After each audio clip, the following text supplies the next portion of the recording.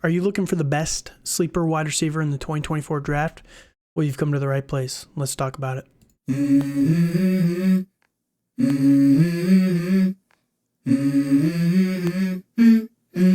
Let's go.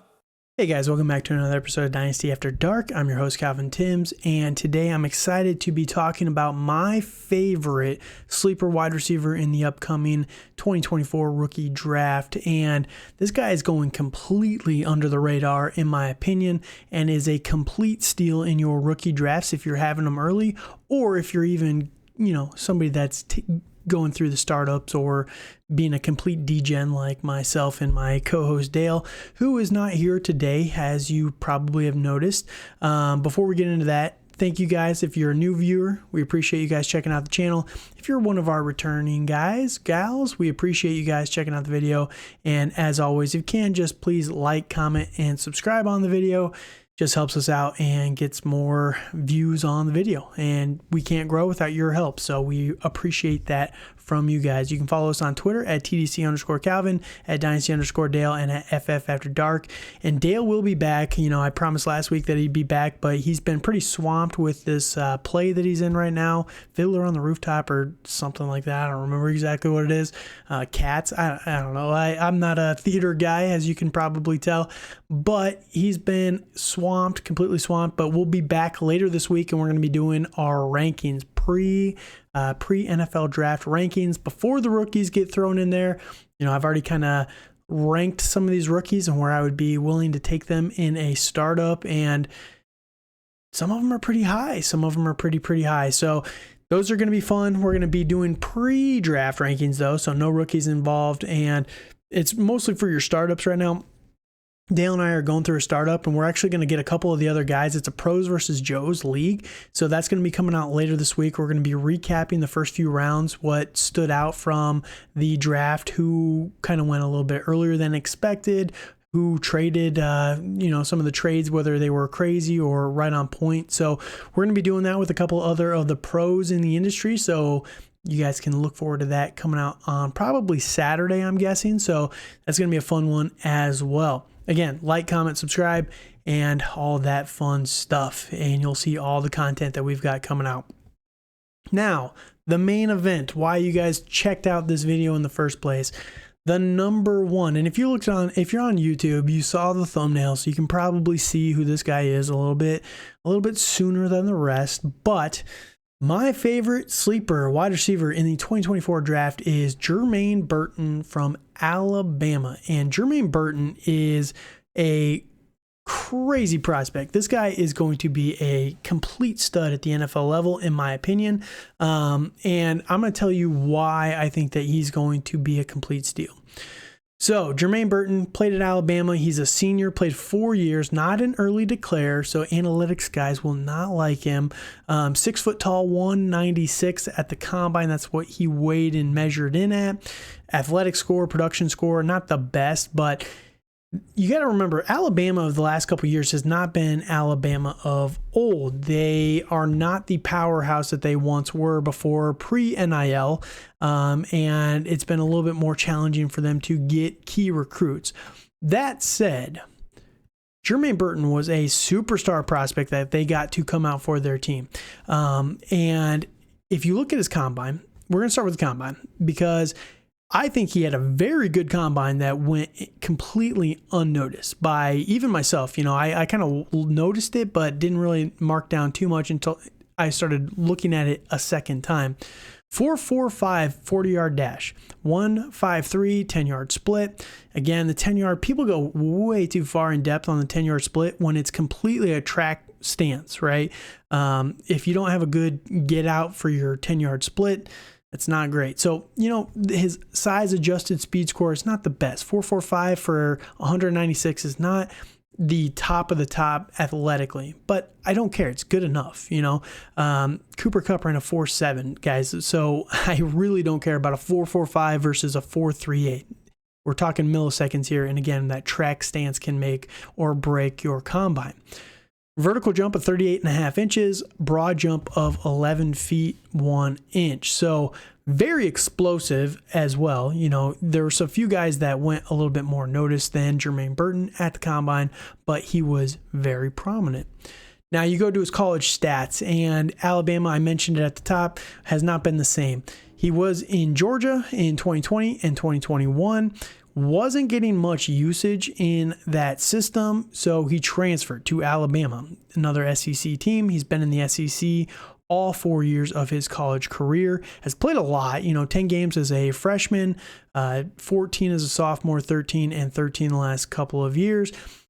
27 his freshman year for 400 yards, 26 catches for 500 yards his sophomore year, 40 catches for 677, and then 40 catches for 800 this last year. Literally every metric has gone up over the last couple of years. 3 touchdowns as a freshman, 5, 7, and then 8. So, it's consistently gone up from a touchdown perspective. The biggest thing that was interesting to me was in 2022, Alabama had Bryce Young, who, go back to 2022, was the best prospect in that draft class. He's the most accurate guy ever. And he was a very good quarterback at Alabama. I'm not taking that away from Bryce Young. It's college. It's a little bit different. But Bryce Young in college had 245 completions for 3,300 yards, 32 touchdowns, 5 interceptions.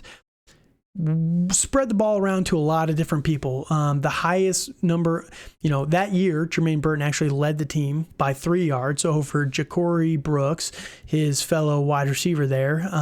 But 1 catch for 3 yards more. There you go. Jermaine Burton was the number 1 offensive wide receiver threat on this team. Jahmyr Gibbs was up there with 44 catches for 444 yards. Very elite pass catcher, Jahmyr Gibbs. But, he spread the ball around to a lot of guys. 3 guys had 40 catches, 3 guys had 30 catches, and then a few in the teens after that. So his completions were all over the board in terms of where he put the ball. And it kind of matches with Bryce Young's personality of being a very accurate anticipation thrower that he was in college. He was able to find the holes in the defense and exploit those, right? Well, going into 2022, Bryce Young is obviously now in the NFL. Jalen Milroe is now the starting quarterback. And Jalen Milroe is obviously much more of a rusher than Bryce Young was. Jalen Milroe is a much bigger guy. He had 161 rushing attempts this last year, which is just absolutely nuts. Only 531 yards, because you got to love those sack yards being taken out of that. But he ran the ball a lot, so he didn't throw the ball as much, which is why it was so surprising that Jermaine Burton was actually more productive this last year than his junior year. And I think that's kind of why he decided to come back this last year. Was he didn't have the best year his junior year, and why not, put a stamp on it? And I think he did. He improved. Obviously, he had the same number of catches. He had 1 less catch, actually, and about 200 more yards this last year. But again, they did not throw the ball as much as in years prior. Jermaine Burton still had the best year of his life, of his career. 8 touchdowns went up in that category as well. And when you watch the tape of Jermaine Burton, what I love so much, and you see this with his combine stats, average combine, not terrible, but this dude's change of direction is absolutely insane. He has that start and stop ability and the quick twitch that not many wide receivers have. And there are people that are talking about him as a potential sleeper round 1 wide receiver. I don't think it's going to happen. I would be shocked and surprised. I'm hoping he kind of plays the Jaden Reed role from last year, where he's the second rounder that not a lot of people are talking about, that you're going to really want at the end of next year, because he's going to absolutely destroy in the NFL. Again, his skill set is amazing for the NFL and what I think he can do for an NFL team. But I think that the biggest reason why he's not being talked about, and we're going to talk about his negatives here, but again, his on the field ability is insane. He has every tool that you could want from a number 1 X wide receiver. A little bit smaller, again, only 196 pounds, 6 foot tall. But, you look at Malik Neighbors, who is everyone's darling right now at the wide receiver position, 6 foot, 200 pounds. So 4 extra pounds on Neighbors versus Burton. So not really that big of a difference. Don't really care too much there. Now, I'm not putting Jermaine Burton in the same category as Malik Neighbors, but I do believe Jermaine Burton can creep up into the wide receiver 2. If anyone's going to Puka Nacua, it's going to be Jermaine Burton, in my opinion, basically for this draft class. I don't think there is another Puka. Puka was a unique case all on his own, but if anyone was going to do it, it would be Jermaine Burton for me. Now, his negatives, the reason why I think he's being slept on a little bit, in my opinion, I heard somebody talking about him on podcasts, and they brought up his off-the-field issues, and I was like, off the field? I haven't heard anything about this for this guy. What in the world are the off-field issues? Well, I guess he's gotten into a few scraps off the field with fans and opposing teams, players, and fans when they rush the field and stuff like that. Famously, he punched a girl from Tennessee, a fan from Tennessee, in the head after that game this last season. No real repercussions came from that. He went to anger management from that. But other than that, I could not find anything about an off-the-field issue. So, I do not condone that action. I do not think it's good to punch girls in the head, obviously, especially after you lose as a football player. You're a big, strong dude. I mean, come on, man. Like, that's just not cool. But if that's the only thing, like, I think it's really soft of one incidence of him losing his temper off the field, right? Pushing fans after the games, whatever. In the NFL, fans don't rush on the field, so you're not really exposing them to the same kind of situation as college where fans rush onto the field after a win, especially Tennessee fans. Man, those guys love to destroy their goalposts at the end of the game, right? So I don't think that it's a major red flag when it comes to off the field issues. Unless I'm missing something, you guys can let me know down in the comments. But if that's the only real red flag with what he has shown on tape and on the field ability, I can kind of see where people are saying he's creeping up into round 1 talks because this guy is so good and so underutilized. Now, from a fantasy perspective, let's get into that really quickly as well. Given his draft, his current unhype, whatever you want to call it, he is going as the rookie number 36 overall in Superflex, probably closer to about 26, 25, right in that range for single quarterback, which is middle of round 3 or end of round 3. This guy has, again, top 24 wide receiver potential written all over him. He is so explosive on the field. His change of direction, the tools that he can bring to a team are insane. And if he gets day 2 draft capital, he's going to be the next Amon-Ra St. Brown, who people are not really excited about, or the Jaden Reed that people are not really talking about or excited about, that is going to absolutely pay off at draft cost. And the best part about this is I do not see a world where he jumps into first round or even top half of the second round of rookie drafts.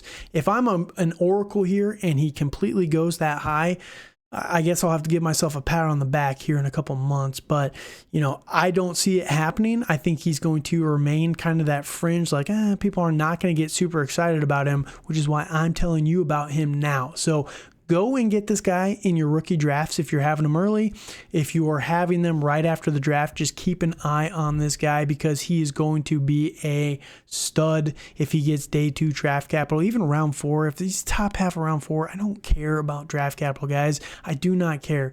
Amon-Ra St. Brown, Puka Nacua, there's plenty of guys that come out of nowhere that are 5th round picks, right? So there are good players that can go in round 4. Don't let the draft capital crowd just completely blue ball you into not drafting this guy, essentially, right? So, no, that said, let's see where he goes in the NFL draft. But if you're having him early, take a reach on this guy. I think he's going to be very, very good. And again, if that draft capital holds, man, or if that draft position, even early 3rd round, that is an absolute steal for this guy in a loaded wide receiver class. So Jermaine Burton is my sleeper of the 2024 NFL draft and your fantasy drafts as well. You're going to let me know your thoughts on Jermaine Burton. Again, let me know if I'm missing something with off the field. All I saw was the punching the fan in the head and pushing some fans after a game. Not good, but again, I'm not that concerned with it if that's the only real thing that he has as a red mark on his report card here. So other guys have gotten drafted higher for doing worse. So I'll just put it that way. But again, let me know if I'm missing something. Let me know your thoughts on Jermaine Burton down in the comments. If, again, this was your first video, let me know your thoughts on how you liked it, whether you hated it, you think I'm an idiot, you think I'm a big Dumbo, or you think I'm the smartest man alive. Hit me up in the comments. Hit me up on Twitter at TDC_Calvin or my co-host at Dynasty_Dale. And again, we'll be back at the end of the week with rankings videos and a recap of an actual Pros versus Joe's not mock draft, but actual startup draft. So you guys can kind of see how people are evaluating players right now, pre-draft, and even how it's going to change post-draft. So all that said, thank you guys so much for joining me here tonight. And until next time, have a good night. And we all got dreams, we all want things, but what you gonna do for it? How you gonna move for it? What you gonna be?